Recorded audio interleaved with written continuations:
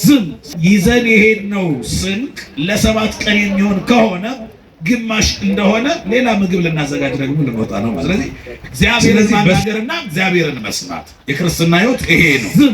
ሌላው ዝም ብሎ የእግዚአብሔርን ማዳን ቢያይ መልካም ነው ይላል። ማንነት በቂ ሆነን እግዚአብሔር እንዲያናገረን መፈለግ ሞኝነት ነው። ስለዚህ የመጀመሪያ ምዕራፍ 10 ቁጥር 2 ጀምሮ ዳንኤል ሲናገር ሱባኤው እስኪፈጸም ድረስ ምግብ አልበላሁም ነበር ብሎ የሚናገርበት የመጽሐፍ ቅዱስ ክፍል አለ።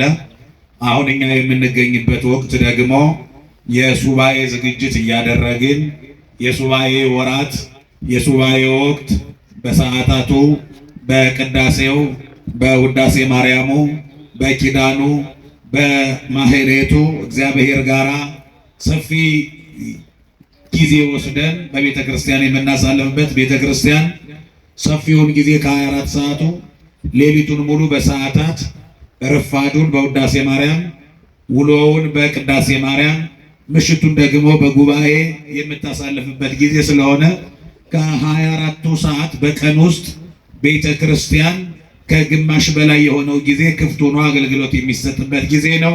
እንዳልኳችሁ ሌሊት በአባ ጊዮርጊስ ዘጋስጫ ድርሰት ሰዓታት በተባለው ከ2 ሰዓት ከ3 ሰዓት ጀምሮ ሰዓታቱ ያድራል። ጠዋት ደግሞ በአባ ቅዱስ ኤፍሬም ድርሰት የውዳሴ ማርያም ተርጓሚው ይጀምራል።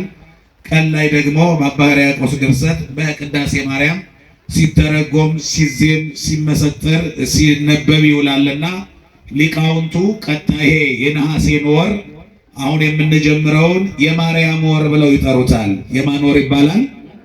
የማን ወር ይባላል?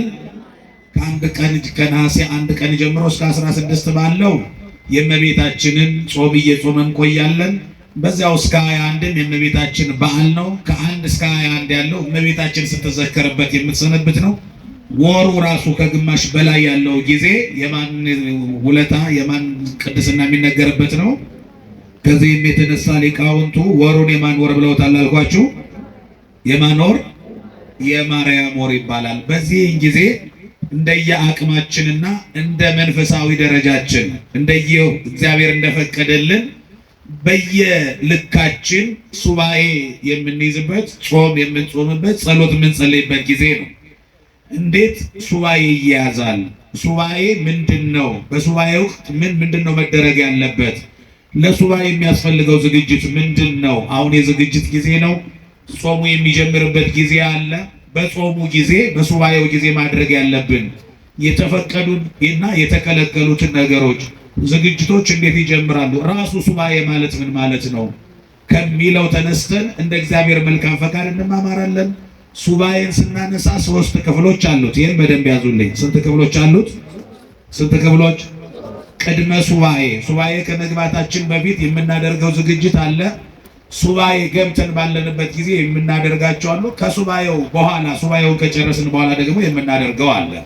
እንግዲህ ከሱባኤ በፊት ምንድነው ማድረግ ያለብን? ቅድመ ሱባኤ ያሉ ዝግጅቶች፣ ለሱባኤ የሚደረጉ ቅድመ ሁኔታዎችን አስቀድመን እንዴ የመጀመሪያው ሱባኤ የምንገባው ለምንድን ነው ብሎ ማወቅ አለብን። ሰው ለተለያየ ዓላማ ሱባኤ ስለሚገባ በግልስ በስራው ጉዳይ ሊገባ ይችላል። በትዳሩ ጉዳይ ሱባኤ ሊገባ ይችላል። ለውሳኔ ሲቸገር እግዚአብሔር አንዱን ምርጫ እንዲገልጽለትና ወደ አንዱ እንዲመራው እግዚአብሔርን የምንጠይቅበት መንገድ ስለሆነ የጠመሙ ነገሮች እንዲቀኑ ስለሆነ ሱባኤ የምገባው ለምንድን ነው? አባቶቻችን እንደምታውቁት ከእመቤታችን በረከት ለመቀበል ሱባኤ ይገባሉ። አንዳንዶቹ ደግሞ በትዳር ሕይወታቸው የተመረጠውን እግዚአብሔር የወደደላቸውን የትዳር አጋር እንዲሰጣቸው በሱባኤ እግዚአብሔርን ይጠይቃሉ። የትዳር አጋር ስጠኝ፣ አንተ የወደድከው ይሁን፣ አንተ የመረጥከውን ስጠኝ፣ ለኔ የሚጠቅመኝን አንተ ምራኝ፣ አንተ ምረጥልኝ፣ አንተ ፍቀድልኝ ብለው ለሱባኤ ጊዜና ቦታ መርጠው ይህንን የተወደደ ጊዜ ያሳልፋሉ። በዚህ ሁኔታ ውስጥ ሳሉ በዚህ ምርጫቸው በዚህ ሂደታቸው ውስጥ የምንገባው ለምን እንደሆነ መለየት አለባቸው። የመጀመሪያው ለምንድነው ሱባኤ የምንገባው? ምንድነው የምናገኘው ጥቅም? ምንድነው ማድረግ ያለብን የሚለው የመጀመሪያው የምንገባበትን ዓላማ መለየት ነው። ሁለተኛው ሱባኤ ከመግባታችን በፊት ማድረግ ያለብን የንስሐ አባቶቻችንን ማማከር እንዲህ አይነት መንፈሳዊ አገልግሎት እንዲህ አይነት ሱባኤ ልገባ ነው፣ እንዲህ አይነት ሐሳብ አለኝ፣ እንዲህ አይነት ፕሮግራም ይዣለሁ፣ ምንድነው ማድረግ ያለብኝ፣ የሚያስፈልጉ ነገሮች ምንድናቸው ብሎ ከአባቶች ምክር መፈለግ፣ ምክር መጠየቅ። ከመግባታችን በፊት ሁለት ነገሮች አሉ። የመጀመሪያው ይመክሩናል በተሞክሮ በልምድ ከዚህ በፊት ባላቸው መንፈሳዊ ተሞክሮ ሊያጋጥሙ የሚችሉ ፈተናዎች ካሉ ማድረግ ያለብን ነገሮች ካሉ ይመክሩናል።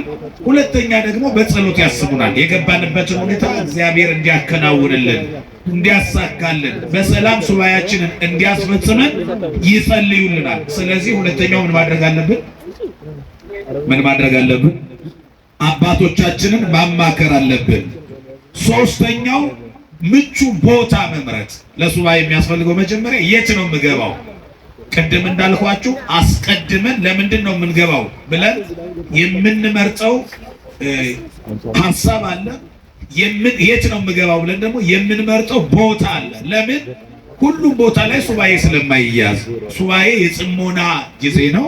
ስለዚህ የጽሞናን ጊዜ በጽሞና ለማሳለፍ የግድ የሚያስፈልግ ነገር አለ። እሱ ምንድነው ከተባለ ሱባኤያችንን በስኬት እንድናሳልፍ ከሚረዱ ነገሮች የመጀመሪያው ቦታ መምረጥ። ለዚህ ነው አባቶቻችን ከከተማ ወጣ እያሉ ገዳማትን የሚመሰርቱት ከጫጫታ፣ ከግርግር፣ ከሰው ድምፅ፣ ካልተገባ ሁካታና ግርግር ርቆ ሱባኤ ለመያዝ ነው። ስለዚህ ከሰው ድምፅ የራቀ ድምፁ እንዳይረብሸን ቦታ መምረጥ አለብን። አራተኛ የሚመረጠው ጊዜ ነው። ጊዜ እንዳልኳችሁ ዝም ብሎ የፋሲካም የቅበላም ሱባኤ አይያዝም። ለዚህም ነው አሁን በጾም ወቅት ሱባኤ የምንይዘው ጊዜ ወስነን ከዚህ እስከዚህ። አንድ ሱባኤ የሚባለው 7 ቀን ነው። አንድ ሱባኤ የሚባለው 7 ቀን ነው።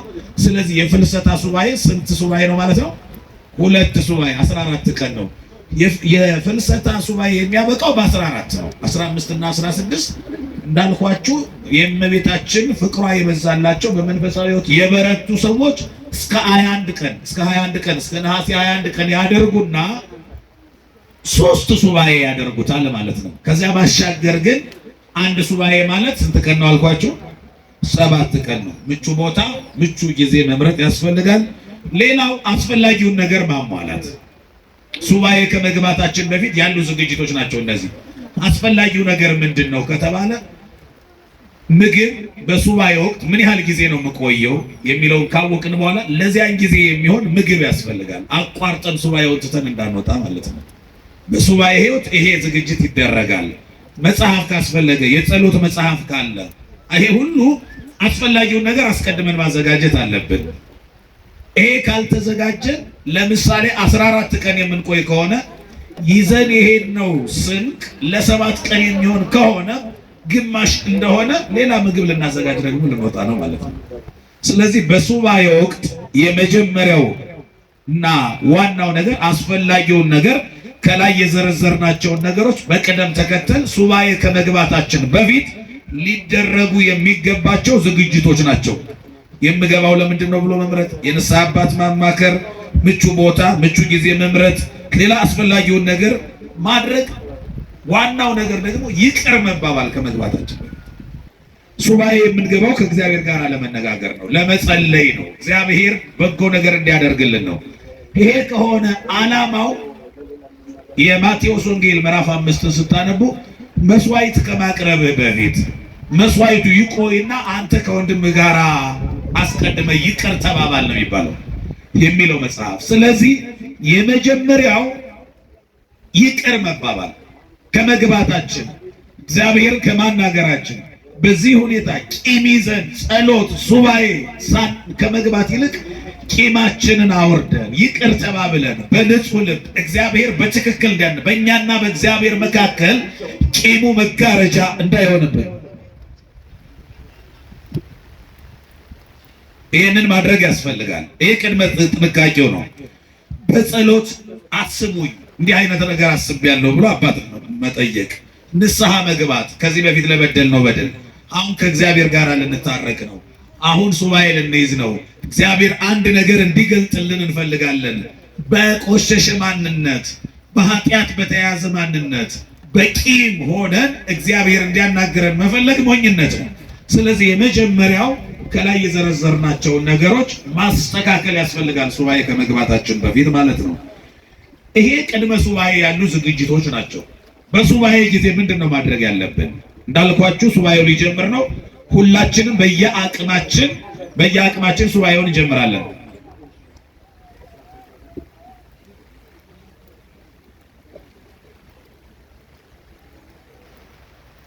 የመጀመሪያው በጸሎት መትጋት። እየሰማችሁ ነው ወይ? አማኑኤል ልመናችሁ ሊስማችሁ። እንደገባን ስራችን ምንድነው? ሱባኤ ገብቶ ዝም ብሎ መኝታ አመቻችቶ መተኛት አይደለም። ሱባኤ በገባንበት ወቅት ልናደርጋቸው የሚገቡ ምንድን ናቸው? የመጀመሪያው በጸሎት መትጋት። እስቲ በጸሎት መትጋት በሉ። ጸሎት ማለት ምንድነው ከተባለ ከእግዚአብሔር ጋር የምንነጋገርበት መሳሪያ ነው። ከልብ ወዳጃችን ከእግዚአብሔር ጋር በፍቅር የምናወጋበት ያ የፍቅር ወግ ነው። አባታችን ሆይ እያልን ከምንናፍቀው መንግስት ትምጣ እያልን ከምንናፍቀው አምላካችን ጋር የምንነጋገርበት ነው። የልጅና የአባት የፍቅር ወግ ነው ጸሎት ማለት። ምናችን ሆይ እሱ ምናችን ነው ማለት ነው። እሱ አባት ከሆነ እኛ ምንድነን? ጸሎት ማለት ምን ማለት ነው? የልጅና የአባት ወግ ነው፣ የፍቅር ንግግር ነው ማለት ነው። በጸሎት ደግሞ መሻታችን ያ የተቋጠረው ያ የምንፈልገው ነገር እንዲሳካ የሚያደርገው የተዘጉ ነገሮች የሚከፈቱበት ነው። ጸሎት ማለት ትልቁ መሳሪያ ነው። የክርስቲያኖች ትልቁ መሳሪያ ጸሎት ነው። እዚህ እንጸልያለን። መኖሪያ ቤት፣ መስሪያ ቤት የተተበተበ ሴራ ተበጣጥሶ ይጠብቀናል። በዚህ ጸሎት አባቶችን በጸሎት አስቡ ስንል በጸሎት ይህ ኃይል ይደረጋል። በጸሎት አጋንንት ይርቃሉ። ይህ ያለ ጾምና ያለ ጸሎት አይወጣም የተባለው አጋንንት በጾምና በጸሎት ብዙ ነገሮች ነው የሚፈቱትና ለይሄ በሱባኤያችን ወቅት ከምንይዛቸው ዋና መሳሪያዎች መካከል ዋነኛው ጸሎት ነው። ስራችን ለዚህ ነው የምንገባው፣ እግዚአብሔርን እንድናናግረው እግዚአብሔርም እንዲያናግረን። እንዳልኳችሁ እኛ ስንጸልይ እግዚአብሔርን እናናግረዋለን። መጻሕፍትን ስናነብ ደግሞ እግዚአብሔር ያናግረናል። እኛ በጸሎት ጊዜ እኛ እግዚአብሔርን እናናግረዋለን። በቅዳሴና በወንጌል ጊዜ ደግሞ እግዚአብሔር ማንን? እኛን ይናገረናል። ስለዚህ ክርስትና ማለት ክርስቲያኖች ሲናገሩ እግዚአብሔር ሰምቶ ይመልሳል። እግዚአብሔር ሲናገር ደግሞ ክርስቲያኖች ሰምተው ተግባራዊ ያደርጋሉ። እኛ ስንናገረው አዎ ይሰማናል። በሰላም አሳድረን ቸር አሳድረን ብለነው ነበር። ይሄው አሳደረን። ይሄው ነጋ አይደለ? አዎ እኛ ስንናገር ይሰማናል። እሱ ሲናገር ነው አሁን አልሰማ ያልነው። ችግሩ ይሄ ነው። እሱን ለመስማትና ፈቃዱን ለመፈጸም እግዚአብሔር ሁላችንንም ይርዳል። ሌላው ቅዱሳት መጻሕፍትን ማንበብ። በሱባኤያችሁ ጊዜ ከሚከናወኑ ተግባራት አንዱ ቅዱሳት መጻሕፍትን ማንበብ። ይኸው ስራ ፈታ አእምሮ የሰይጣን ቤተ ሙከራ ነው። ከቅዱሳት መጻሕፍት የእግዚአብሔርን ነገር ከማሰላሰል ውጪ፣ ጸሎት ከመጸለይ ከመስገድ ውጪ ሱባኤ የገባ ሰው ሌላ ዓላማ የለውም፣ ሌላ ስራ የለውም። በዚያ ወቅት ስራው እግዚአብሔርን ማናገርና እግዚአብሔርን መስማት ነው። እግዚአብሔርን ምን ማለት? እግዚአብሔርን ማናገር። ጌታ ሆይ ያንን ጉዳይን ስራልኝ፣ በዚህ ወቅት አንድ መልስ ስጠኝ ይላል በሱባኤ ያለ ሰው። ከዚያ ደግሞ እግዚአብሔር እሱን እንዲያናግረው መሆን ማለት ነው። ስለዚህ እግዚአብሔርን ማናገርና እግዚአብሔርን መስማት የክርስትና ሕይወት ይሄ ነው። ሌላው አሁን በሱባኤ ወቅት ያለ ሰው ከማህበራዊ ሚዲያ፣ ከሶሻል ሚዲያ፣ ከከንቱ ንግግር መራቅ አለበት። አሁን ቻት እየተደራረጉ ሱባኤ የለም፣ እየተጻጻፉ ሱባኤ የለም። ያ ወቅት ማንን ማናገሪያ ጊዜ ነው አልኳቸው? እግዚአብሔርን ማናገሪያ ጊዜ ነው። እስኪ እንደው በማርያም ስልካችሁ ላይ አንድ ወዳጃችሁ ከደወለ ከሱ ጋር እየተነጋገራችሁ ከሆነ ቀጣይ ሁለተኛ ሰው ቢደውል ያገኛችኋል ወይ? ምንድነው የሚለው? መስመሩ ሌላ ሰው እያናገረበት ነው ማለት ነው። ስለዚህ እግዚአብሔር ጋራ እየተነጋገራችሁ ከሆነ ሌላ አካል ሊያነጋግር አይገባም ማለት ነው። መስመሩ ተይዟል፣ ከእግዚአብሔር ጋር እያወሩበት ነው ማለት ነው። ቢዚ መሆን አለባችሁ። ለሰይጣን ቢዚ፣ ሰይጣን ሲደውል ቢዚ፣ መስመሩ ተይዟል፣ ከአምላኩ ጋር እየተነጋገረ ነው ብሎ ቦታ ማጣት አለበት። ሰይጣን ዌቲንግ እየገባ መቆም አለበት በር ላይ። በቃ ክፍት ጊዜ ማጣት አለበት። ሱባኤ ማለት እንዳልኳችሁ እግዚአብሔርን የምናናገርበት ጊዜ ነው። ከእግዚአብሔር ጋር ይውላችሁ። አሁን የሚበልጥ ነገር ከመጣ ነው እኮ ቆይ መልሼ እደውላለሁ ብሎ የገባው ስልክ የሚነሳው አይደለም። ለምሳሌ ከሆነ እንዲሁ ከጓደኛችሁ ጋር ተራ ንግግር እየተነጋገራችሁ ከሆነ አንገብጋቢ የሥራ ጉዳይ ወይ አለቃችሁ ከደወለ ይሄን ዘልግታችሁ ያኛውን ታነሱታላችሁ፣ ያኛው የበለጠ ስለሆነ። ስለዚህ ከእግዚአብሔር ጋር እየተነጋገራችሁ ከሆነ ከሱም እሱ ላይ ዘግታችሁ የማን ታነሳላችሁ? እንዴት እግዚአብሔር የሚበልጥ ሌላ ልታናግሩት የሚገባ ነገር ይኖራል? የሱባኤ ጊዜ ማለት እግዚአብሔርን የምናናገርበት ጊዜ ነው። ከእግዚአብሔር ጋር እየተነጋገርን ከሆነ ሌላ አካል ሊያናገረን ቢፈልግ ቢዚ መሆን አለበት። መስመሩ ተይዟል። ከማን ጋር እየተነጋገሩበት ነው? ከእግዚአብሔር። የእሱን ቃል የምንሰማበት ጊዜ ነው። ከእሱ ጋር የምንነጋገርበት የጽሞና ጊዜ ነው፣ የሱባኤ ጊዜ። ስለዚህ እንዳልኳችሁ በጸሎት ጊዜ እኛ እግዚአብሔርን እናናግረዋለን። በደንብ ስሙኝ። በጸሎት ጊዜ እኛ ማን እናናግረዋለን? መጽሐፍ ስናነብ ደግሞ ማን ያናግረናል? እግዚአብሔር እኛን ያናግረናል። በቅዳሴ ጊዜ መዝሙር ስንሰማ፣ ቅዳሴውን ስንሰማ እግዚአብሔር እኛን የሚናገርበት ጊዜ ነው። ስንጸልይ ደግሞ እኛ እግዚአብሔርን የምናናግር እየተደማመጥን ነው ማለት ነው። ከእግዚአብሔር ጋር ተራ በተራ ነው የምንነጋገረው። ስለዚህ እግዚአብሔር ይናገራል፣ እኛ እንሰማለን። እኛ እንናገራለን፣ ማን ይሰማል? እግዚአብሔር ልመናችንን ይስማል። ሌላው እንደ አቅም መጀመር በሱባኤ ጊዜ ይውላችሁ። አሁን አዲስ ክርስቲያን ገና አዲስ ሱባኤ የጀመረ ሰው ይለጥጠዋል ጉዳዩ። የመጀመሪያ ቀን እስከ 12 ሰዓት ነው የምጾመው ይላል። እየሰማችሁ ነው? ከዚያስ የመጀመሪያ ቀን የሰባቱን ቀን ውዳሴ ማርያም፣ አንቀጸ ብርሃን፣ መልካ ማርያም፣ መልካ ኢየሱስ፣ ዳዊት ሙሉን ልጸልይ ነው ይላል። ያን ቀን እንደምንም እየተንገዳገደ ይጨርሳል። ሁለተኛው ቀን እያቅለሸለሸው እየደከመው እየተሰላቸ ይጨርሳል። አራተኛው ቀን ያጋምሰዋል። አምስተኛው ቀን ይተዋል። ስለዚህ ይሄ አይነት ችግር እንዳይፈጠር ጾማችንንም ጸሎታችንንም ብቻ እያንዳንዱን የምንጀምረውን ነገር በልኩ በአቅማችን መንፈሳዊ ሕይወት በልክ የሚታደግበት ነው። መንፈሳዊ ሕይወት እኛ በገዳም ያሉ አባቶችን ያህል ላንጾም እንችላለን። እየሰማችሁ ነው? የነሱ አይነት መንፈሳዊ ኃይል የለንም። ገና በመንፈሳዊ ሕይወት ልጆች ነን። እየሰማችሁ ነው? እየጀመርን ነው አይደለ? እነሱ ከዓመት እስከ ዓመት ሕይወታቸው ነው። ይህ ወደ መላእክቱ ህብረት ይቀረብ እያሉ ነው ማለት ነው። አያችሁ? እኛ ደግሞ ገና እየጀመርን ነው። ወጣንያን አለ፣ ማዕከላውያን አለ፣ ፍጹማን አለ። 3 ደረጃ ነው ያለው። ስለዚህ እየጀመርን ነው። አሁን መንፈሳዊ ሕይወት ዳዴ እያልን ነው። ስለዚህ ነገ የማናቋርጠው ነገ እያደገ ይኸውላችሁ ከላይ ጀምሮ ወደ ታች መምጣትና ከታች ጀምሮ ወደ ላይ ማደግ ይለያያል። ስለዚህ የመጨረሻው ጣሪያ ላይ መጨረሻው ላይ ጀምረን ከጣሪያ ጀምረን ወደ መሰረት አይደለም መውረድ ያለብን፣ ከመሰረት ጀምረን ወደ የት? ስለዚህ በልካችን ጀምረን አቅም ካለን እያሳደግነው ነው እንጂ መምጣት ያለብን መጀመሪያ ከመጨረሻው ጀምረን በኋላ በባዶ እንዳንቀር ይሄንን ማድረግ አለብን። ሰዎቹ ሱባኤ ገቡ አሉ፣ ወንድማማቸው ጓደኛሞች የማይሆን ነገር ጀመሩ። እንዴ በሱባኤ ወቅትማ ምግብ አልበላም አሉ። እየሰማችሁ ነው? ሲያከሩት ማለት ነው። እንዴት በሱባኤ ወቅት ይበላል ምግብ? አንበላም አሉ። ለማንኛውም ባትበሉ እስቲ ሽምብራ ያዙና ሂዱ ግቡ፣ ግድ የላችሁም አላቸው ጓደኛቸው የሚያውቁ። እንዴ ሽምብራ እንዴት ምግብ ይዘን ሱባኤ እንገባለን? አንገባም፣ አያስፈልግ። ግድ የለም ካላስፈለገ በኋላ ሱባኤው ሲያልቅ ይዛችሁ ትመጣላችሁ። ይዛችሁ ግቡ። ሽምብራ ሰጣቸው። ይዘው ገቡ ማለት ነው። ይዘው ገቡና አንድ ቀን ዋሉ ጦማቸው። የመጀመሪያ ቀን ይቻላል እንደምታውቁት፣ በስሜት በሞራል በምንም ስለሆነ ክርስትና በስሜት ከሆነ በጣም ከባድ ነው። የመጀመሪያውን ቀን ዋሉ፣ እውነተኛ ከባድ ነው። በሁለተኛው ቀን ሊደግሙ ሲሉም ይቻል አይደለም። እስኪ ለማንኛውም አሉና ፍልስፍና ይሄ ክርስትናውን ወደ ፍልስፍና ማምጣት ጀመሩና የምናመልከው ስንት አምላክ ነው? እስቲ እንደ አምላክ አንድ ሽምብራ እንብላ ብለው አንድ በሉ ማለት ነው። ምንም አልሆነ። እንግዲህ የባሰ ረሃብን ያባብሳል። ከዛ ሁለተኛ እንዴ ምንም እንኳን አምላካችን አንድ ቢሆን ሥላሴ ስንት? አንድም 3 እኮ ናቸው። 3 ከዛስ ሐዋርያት ስንት ናቸው? 12 በሐዋርያት በ12 ሐዋርያት ስም አሉ። በ72 አርድእት ስም 72 እየቆጠሩ ሲበሉ ከዛ በእልፍ አእላፋት መላእክት ብለው ቁጥር የሌለው ማለት ነው። እንዲህ እያለ ነው የሚመጣው። አያችሁ መውረድ ማለት ነው። ከላይ ጀምሮ ወደ ታች ማሽቆልቆል፣ እንደ ካሮት ወደ ታች አይታደግም። ክርስትና ወደ ላይ ከፍ ከፍ ነው። የምናርግበት መሆን አለበት። በሰማይ ያሉ ልብክሙ አይደል? በሰማይ ያለውን አስቡ፣ ልባችሁ በሰማይ ይሁን። ያንን በሰማይ የምትወርሱትን መንግስት፣ የሰማይ አባታችሁ የሚሰጠውን በረከት፣ ይሄንን ማሰብ ነው። ደግሞ ያ አምላካችን አስጨንቆ የሚገዛ ጨካኝ ንጉሥ አይደለም። እግዚአብሔር ፍቅሩ የሚገዛ አባት እኮ ነው።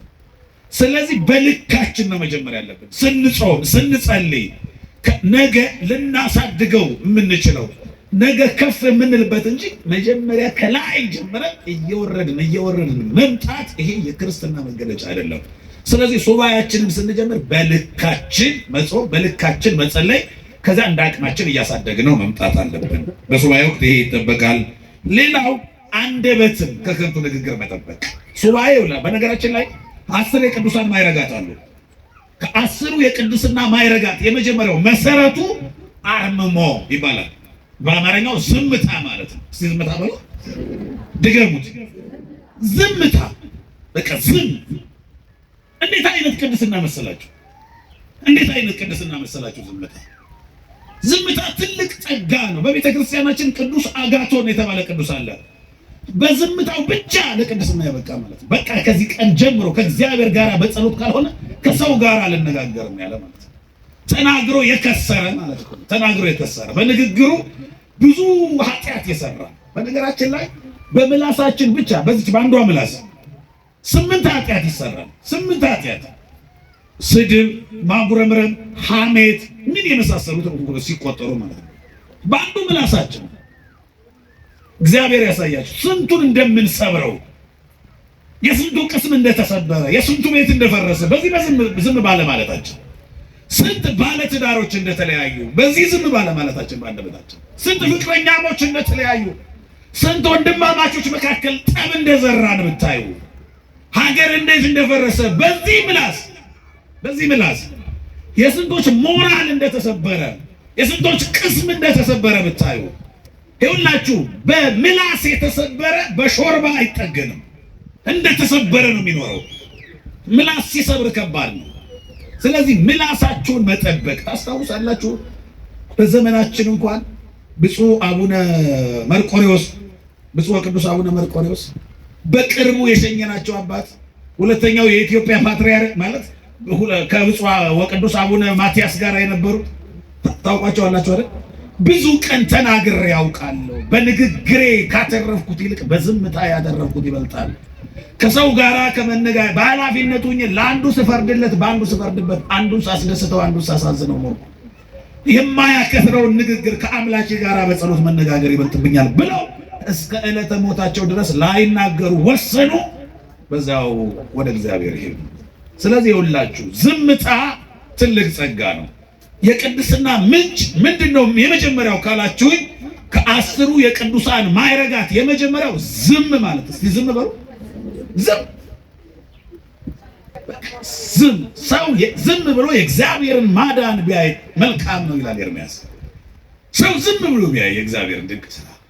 እንደው አንዳንድ ጊዜ እኮ የእግዚአብሔር ክብሩ እየገባችሁ ሲመጣ መናገር ራሱ ቃላት ስለማይገልጠው ዝም አይውላችሁ። ቅዱሳን የእግዚአብሔርን ክብር፣ የእግዚአብሔርን ፍቅር፣ የእግዚአብሔርን ታላቅነት ውለታውን ያዩ። አሁን ይሄንን ዝናብ እስቲዩት። ለእነ አብርሃም የዘነበ ዝናብ እኮ ነው። ለእኛ አሁን ይሄ ይገባል? በኃጢአታችን እኛ እኮ እሳት ነበር ሊዘንብብን የሚገባው በኖህ ዘመን እንደነበሩ ሰዎች። እኛ ግን ዛሬም የምሕረቱን ዝናብ ያዘንባል። ይሄው ይሄንን ጨለማ ገፎ ይሄን ብርሃን ሲሰጠን እኩል ሲያነጋልን ከጠቅላይ ሚኒስትሩ እኩል፣ ከመሪዎች ከአለቆቻችን እኩል፣ ከሚሊዮነሮች እኩል ሲያነጋው እግዚአብሔር ይሄንን እያዩ ዝም ብሎ መነጠቅ ነው እንጂ ቃላቶች ሁሉ ሽባ ይሆኑባቸዋል። እግዚአብሔርን ለማመስገን ቃል ያጣሉ። ምን ብለን እናመጥ? ለዘተወልደ እንድንግል ምን ተብሎን አስተማስብ ይላል። ምን ብለን እንመስለው? አሁን ምን ብለን እንጥራው? አባታችን ብንለው እኮ ያንስበታል እኮ። ንጉሳችን ቃላት አጥተን እኮ ነው። እግዚአብሔር እኮ አባቱ አይደለም፣ ሌላ ቃል ስለሌለ እኮ ነው። እግዚአብሔር ወዳጅ ነው የምንለው አይደለም፣ ከወዳጅ በላይ ነው። ግን ከዚህ ከፍ ያለ አቅም ያለው ቃላት፣ አቅም ያለው እግዚአብሔርን በክብሩ፣ እግዚአብሔርን በፍቅሩ፣ እግዚአብሔርን በቸርነቱ ልክ ሊገልጠው የሚችል ቃላት እኮ ነው። ለሰዎች የምንጠቀመውን ቋንቋ ለእግዚአብሔር የምንጠቀመው እንጂ እግዚአብሔርንማ አባት ብሎ መጥራት ስም ማጥፋት እኮ ነው። እውነት ለመናገር ስም ማጥፋት ነው። ማንም በተጠራበት ቃል እግዚአብሔርንም ለእግዚአብሔርም ያንን ቃል መጠቀም እውነት ለመናገር። ስለዚህ እግዚአብሔር መልካም ነው። ይህንን ምሕረቱን፣ ቸርነቱን፣ ፍቅሩን፣ ውለታውን አስቦ ዝም ብሎ በዝምታ በማይተረጎም ቅኔ መነጠቅ፣ ማሰላሰል ፍቅሩን ሊቃውንታውን አርምሟቸው አሁን ሱባኤ ሲገቡ አባቶች ዘጉ ነው የሚባለው። የዘጉ አባቶች የዘጉ በሉ። የዘጉ ማለት ምን ማለት ነው? የማይወጡ የማይገቡ። አንደኛው እሱ ነው። ሁለተኛ የበቁ በቃ በቅድስናቸው ሄዱ ማለት ነው። ሶስተኛው አንደበታቸውን ከከንቱ ንግግር የቆጠቡ በቃ ዘግተዋል። እነሱ የሚባክን አንደበት የላቸው። ሐሜት ላይ የሰው ስጋ በሐሜት የሚበሉ አይደሉም። ዘግተዋል ይሄን ጉዳይ የኃጢአትን በሩን። ሐሜት ከመስማት ወደ ውስጥ የሚገባ ሐሜት የለም፣ ወደ ውጭ የሚወጣ በአንደበታቸው ሐሜት የለም። ሐሜት አይሰሙም፣ ሐሜት አይናገሩም። ምን ብለዋል? ዘግተዋል። አንዱ ቆይ ነው ዘግተዋል። መዝጋት ቅድም እንዳልኳቸው ቢዚ መሆን፣ አለመስማት፣ ሌላ ከሌላ ጋር አለማውራት። የሔዋንን ንግግር አያችሁት አይደል? ከዲያብሎስ ጋር እንደ ትምህርት ቤት ጓደኛ ስትነጋገር እንደሱ አለመሆን፣ እንደ ድንግል ማርያም ከመላኩ ጋር መነጋገር ማለት ነው። ለሌላ ነገር ዝግ መሆን፣ ዝግ ነው በቃ። ክፍት ቦታ አለመተው፣ ለሰይጣን ክፍት በር አለመክፈት ማለት ነው። መዝጋት ይባላል። ሌላው ሱባኤያችን ሲጠቀለል ወደ ምንድን ነው መምጣት ያለበት ከተባለ ማተሚያው ቁርባን መሆን አለበት። ሰው ሱባኤ ከገባ ከጸለየ ንስሐ ከገባ ከእግዚአብሔር ጋር ከታረቀ ማተሚያው ምንድን ነው? በቃ በቁርባን መደምደም አለበት። እንዲህ አይነት እቅድ አቅዳቸዋል። 2018 እንዲያደርጋለሁ ብለን እንደ ስጋ እናቅዳለን። እንደ መንፈሳዊ ሕይወት 2019 ላይ ዘመን መለወጫ ይሄን እናደርጋለሁ። የፍልሰታ መጨረሻ ላይ ሱባኤውን ጨርሼ ጾሜ ጸልዬ በዚህ ጾም ንስሐ ገብቼ ልክ የኪዳነ ምሕረት እኔም ሱባኤ ስጨርስ ስጋው ደሙን እቀበላለሁ የሚል እቅድ እኮ ማቀድ አለብን። ይኸውላችሁ እንደዚያ ብለን አቅደን እንኳን እግዚአብሔር አያድርገውና ከዛ በፊት ብንሞት እኛ እንጸድቃለን። እየሰማችሁ ነው? እንጸድቃለን። ለምን? እግዚአብሔር የሚያየው ምኑን መሰለህ? ይሄ ቁርጥ ውሳኔያችንን ነው የሚያየው። ታስታውሳላችሁ? እኔ በጣም የሚገርመኝ አንዲት ብጽዕት ሴት በሴተኛ ዳር የምትተዳደር ነች እና አንድ ቅዱስ አባት ያስተምራትና ከዚህ ህይወት መውጣት አለብሽ ሲላት ወዲያው ወሰነች። ቤቷን ክፍት ትታ ተከትላ ወደ ገዳም መጣች። ወደ ገዳም መጣ ሱባኤ ገብታ ንስሐ ተሰጥቷት ንስሐዋን ሳትጨርስ ሞተች። እየሰማች ነው?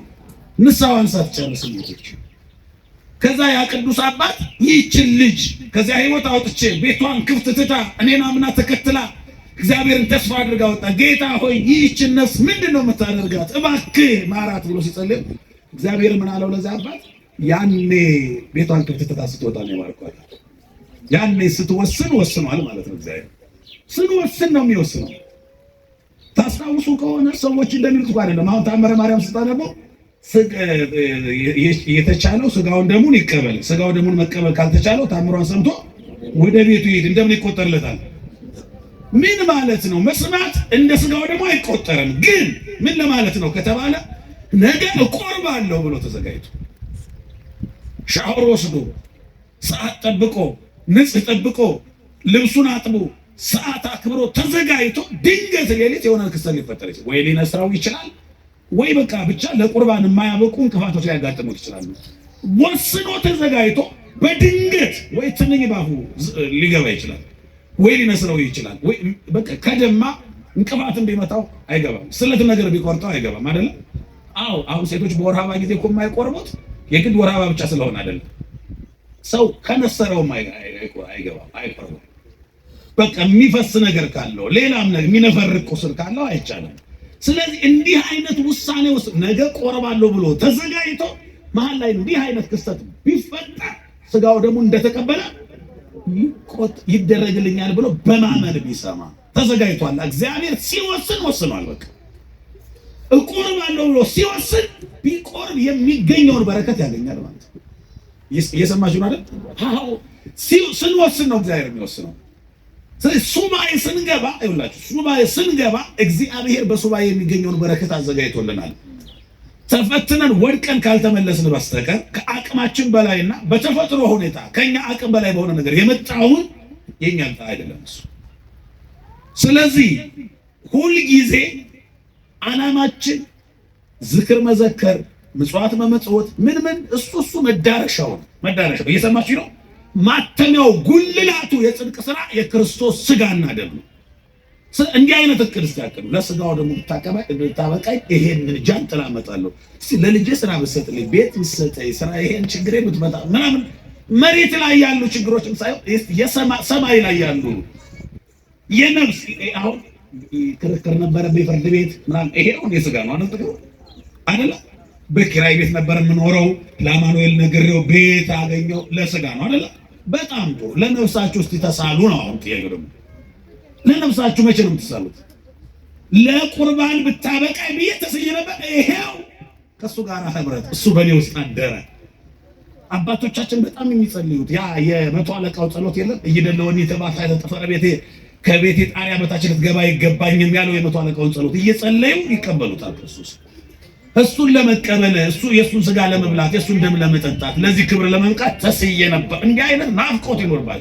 ዝም ብላችሁ ንገሩት፣ እግዚአብሔር ይሰማል። እግዚአብሔር እየሰማችሁ ነው።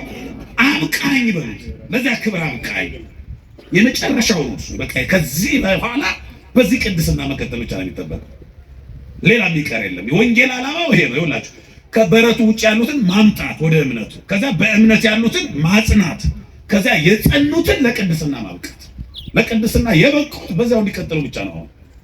እኛ አሁን ሁሉ ጊዜ ይኸውላችሁ ለሥጋው ያልቆረበ ሰው አለ እዚህ ውስጥ የለም። ያልቆረበ እኮ የለም አለ እንዴ? ካልቆረብንማ መጀመሪያውንም ክርስቲያን አልሆንም ማለት ነው። ያልቆረበ የለም። ግን ያንን ቁርባኑን ያንን ንጽህናውን በኃጢአት ያጎደፈ ሰው አለ። ስለዚህ መልሶ እንደገና አዲስ ሰው ለመሆን በክርስቶስ ነው እንደገና እንጂ የመጀመሪያ ቁርባን ይኸውላችሁ ኃጢአት ባንሰራ ኑሮ እኮ በ40 እና በ80 የተቀበልነው የክርስቶስ ሥጋና ደም በቂ እኮ ነው። አይደለም ወይ? አይደለም ወይ? ነው እኮ በቂ ነበረ። ግን በዚያ በ40 እና በ80 ቀናችን በተቀበልነው በነበረን ንጽህና መቀጠል ስላልቻልን ነው እንደገና አሁንም ንጹህ በንስሐ ታጥበን የክርስቶስ ሥጋ በሱ ሥጋና ደም የምንታተመው። ስለዚህ የሱባኤው መደምደሚያ በሥጋ ወደሙ እንዲሆን መትጋት አለብን። የቆረብንም ከሆነ አሁን እየቆረብንም ያለን ከሆነ ልክ ያኔ አብረን እንደገና መቁረብ እና የክርስቶስ ሥጋ መቀበል ያስፈልጋል። ሌላውና የመጨረሻው ትሁት መሆን። አሁን እኛ ስንጾም ስንጸልይ እዚህ ሆነ ልክ በዚህ ሰዓት እዚያ የሚጠጡ የሚያጨሱ ሰዎች ብናይ አቤት አቤት አቤት አቤት ብለን እሱን ኃጢአተኛ አድርገን እናስባለን። ራሳችንን ጻድቅ እንደዚህ አይነት ስሜት እንዳይሰማን አስቀድሰን በፍልሰት አሰብን እንዲበሉ የሚጠጡ ሰዎች ገና ልናስቀድስ እየመጣን እነሱ ሰክረው የሚንገዳገዱ ሰዎች ልናይ እንችላለን። በዚህ እንዳትፈተኑ። መጣችሁ የምትጸልዩትን ጸሎትና የምትጾሙትን ጾም ከንቱ ያስቀርባቸዋል። እየሰማችሁ ነው አይደለ? አዎ በቃ እናንተ እየጾማችሁ የሰዎች አለመጾም፣ የሰዎች መስቀል፣ የሰዎች ህገወጥ መሆን መንገድ ላይ በምታዩት ነገር መሰናከል የለባችሁ። በቃ ማመስገኛ ነው ማድረግ ያለባችሁ እናንተ።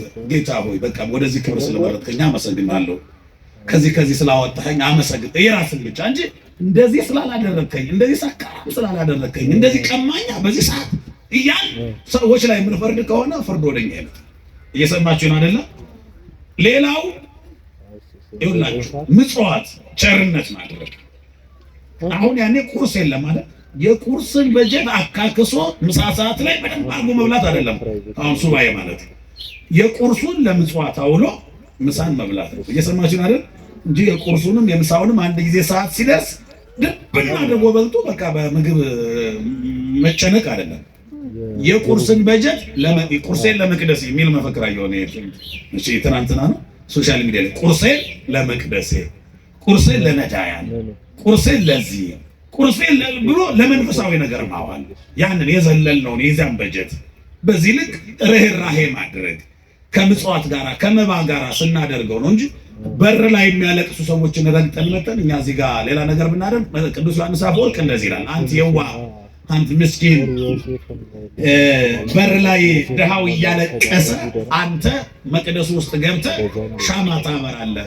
እመነኝ ይላል። እዛ በር ላይ ረግጠኸው ያለፍከው የምስኪን ድሃ እንባ የምታበራውን ሻማ ያጠፋዋል፣ እንባው ያጠፋዋል። እየሰማችሁ አይደለ?